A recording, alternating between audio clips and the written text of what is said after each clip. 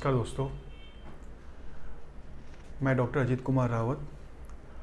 दोस्तों, आज का वीडियो सेशन हमने लिवर सिरोसिस के मरीजों में क्या खान पान होना चाहिए इसके लिए डेडिकेट किया है। लिवर सिरोसिस के पेशेंट्स की डाइट क्या होनी चाहिए, ऐसे मरीजों में अक्सर और उनके परिजनों में भी ये क्वेश्चन रहता है दिमाग में कि हमें क्या खाना चाहिए, क्या नहीं खाना चाहिए, किससे मेरे लिवर को सेफ्टी मिलेगी, किस खाने से मेरा लिवर स्ट्रांग होगा और मुझे ये खाना किस किस चीज़ों में मिल सकता है। तो दोस्तों, diet consideration in liver cirrhosis is a very important topic. अब डाइट को अगर हम सिंपल भाषा में बोलें तो जो लिवर सिरोसिस के जो पेशेंट्स की डाइट होती है उसको हम 3 पार्ट्स में डिवाइड करने की कोशिश करेंगे। एक होगा कैलोरीज, दूसरा प्रोटीन एंड ऑयल, तीसरा होगा सॉल्ट। दोस्तों, लिवर सिरोसिस के जो पेशेंट्स होते हैं वो अमूमन मेल नरिश्ड होते हैं और स्टडीज़ में देखा गया है कि 20% या उससे अधिक मात्रा में लोग जो है at the time of presentation to the gastroenterologist clinic वो सिरोटिक जो है मेल नरिश्ड होते हैं। अब ऐसे पेशेंट्स को हम कितनी कैलोरी देनी चाहिए, because they are already malnourished और कैलोरी डेफिशिएंट होते हैं ये लोग, तो हमें ऐसे लोगों को कार्बोहाइड्रेट रिच डाइट देनी चाहिए जो कि हमें चावल में मिलती है, बाकी सीरियल्स यानी गेहूं में मिलती है। और ये डाइट जो है ऐसी होनी चाहिए कि वो इजीली डाइजेस्ट कर पाएँ। जैसे कि आम लोग खाते हैं 3 मेजर मील्स या 2 मेजर मील्स, ऐसा इन लोगों में सिनेरियो नहीं होता है। अगर आप इनकी डाइट को हम 2 या 3 मेजर मील में करेंगे तो वो ना तो उतना खा पाएंगे और ना ही उनको उतनी कैलोरी डिमांड पूरी कर पाएंगे हम लोग। तो ऐसे लोगों में हम लोग मल्टीपल फ्रिक्वेंट मील्स देते हैं, जिससे कि बोलते हैं कि हम हर 3-4 घंटे में स्मॉल पोर्शंस में खाना दें ताकि वो खाना वो इजीली खा पाएँ और उनको ब्लोटिंग ना हो। बिकॉज ऐसे पेशेंट्स में अक्सर देखा गया है कि पेट में पानी होता है तो थोड़ा भी खाना खाएं तो पेट फूला फूला लगता है, तो उनकी जो भूख है कम हो जाती है और खाने की इच्छा नहीं होती है। तो इसको हम लोग अर्ली सैटिस्फैक्शन बोलते हैं। तो ऐसे पेशेंट्स के लिए हम चाहेंगे कि वो लोग बार बार थोड़ा थोड़ा खाएं और स्पेशली इवनिंग टाइम का स्नैक लेना चाहिए और बेड टाइम का स्नैक्स लेना चाहिए। बेड टाइम का स्नैक्स जो है वो कैलोरी डिमांड को काफ़ी हद तक काफ़ी पूरा करता है, बिकॉज ये बार सोने के बाद नेक्स्ट जो उसकी मील होती है वो मॉर्निंग में होती है, 7-8 घंटे का ब्रेक हो जाता है। तो उस वक्त उसको वो कैलोरी डेफिसिट ना हो तो बेड टाइम स्नैक 10-11 बजे जब भी वो सोता है तो लेना चाहिए। अब बेड टाइम स्नैक में क्या हो सकता है, सिंपल मील्स बोलते हैं जिसको ब्रेड टोस्ट ले लिया आपने बटर लगा के या जैम लगा के, या फिर वो जो है दलिया ले सकता है, ढोकला ले सकता है, या फिर वो जो है भुने हुए चने ले सकता है, या फिर सिंपल बोले तो जो हम लोग इजीली प्रिपेयर कर सकते हैं जिसको लइया चना बोलते हैं इस इलाके में, तो उस तरह की चीज़ें वो खा सकता है। या फिर ग्लास ऑफ मिल्क ले सकता है, चॉकलेट मिल्क ले सकता है, या मिल्क शेक ले सकता है, बनाना ले सकता है। They are different variety of late night bedtime snacks. तो वो भी जो है ड्यूरिंग स्लीप आवर्स जो कैलोरी डेफिसिट है उसको वो पूरा करेंगे। अच्छा, हम लोग जो नेक्स्ट टॉपिक जो टच कर रहे हैं वो है ऐसे पेशेंट्स में क्या मात्रा में प्रोटीन लेना चाहिए। अच्छा, ये पेशेंट्स में देखा गया कि मसल वेस्टिंग बहुत होती है। मसल वेस्टिंग जो है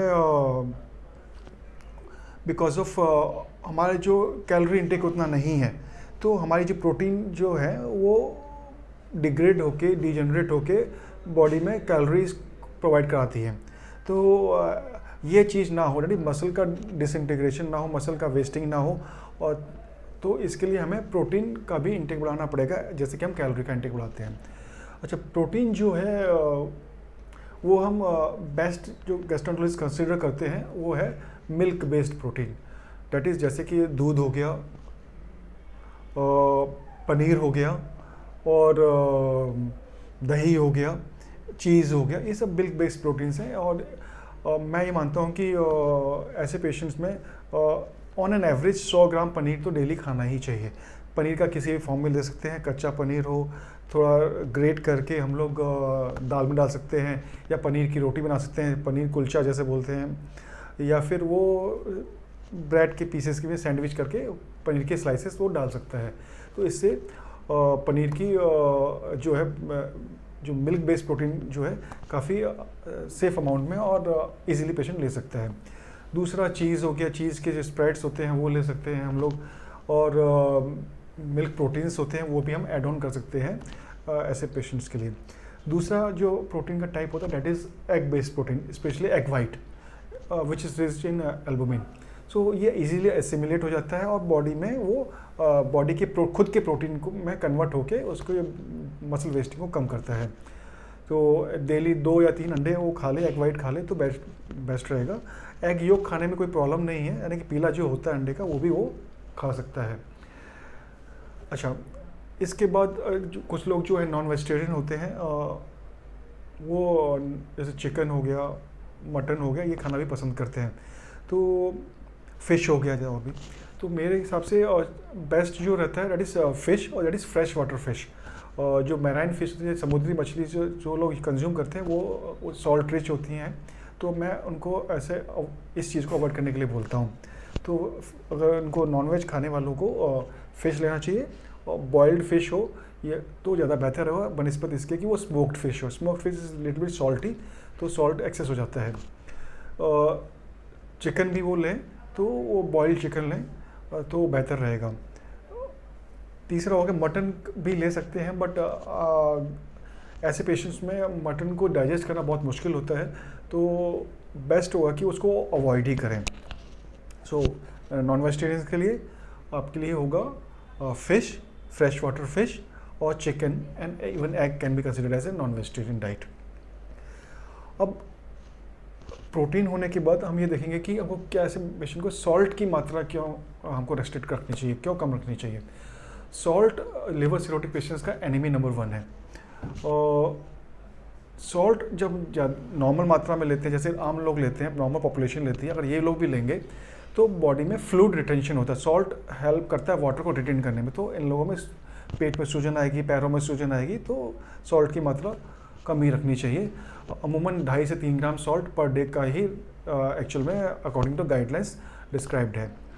तो 2.5-3 ग्राम कितना होता है, एक टेबल स्पून को अगर हम लेवल भर लें और आधी स्पून खाली कर दें तो that is around 2 to 3 grams of salt. वो सॉल्ट वो पर डे ले सकते हैं, चाहे उसको स्प्रेड कर दें दिन में, चाहे उनके घर वाले उसके उतने सॉल्ट की पुड़िया बना के डाल दें और खाना फीका दें, और उसमें वो खाना को स्प्रिंकल या छिड़क दें, तो अपनी सॉल्ट की मात्रा पूरी कर सकते हैं।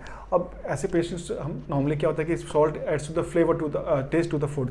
अगर खाना टेस्टी नहीं होगा तो खाना क्या इंसान खाएगा, कैसे वो अपनी बाकी कैलोरी और प्रोटीन की डिमांड को पूरा करेगा। तो उसके लिए मेरा सजेशन है कि वो स्पाइसेस ऐड कर सकता है उसमें। स्पाइसेस मतलब गरम मसाले और धनिया पाउडर, कोरिएंडर पाउडर और काली मिर्च, हरी मिर्च, लाल मिर्च, जिस भी मिर्च में वो फॉर्म में वो लेना चाहे, तो garlic powder, garlic paste, and ये सब चीज़ें जो है उसके फ्लेवर को ऐड करेंगी और सॉल्ट की जो कारण जो फ्लेवर कम हुआ है उसको पूरा करने में मदद करते हैं।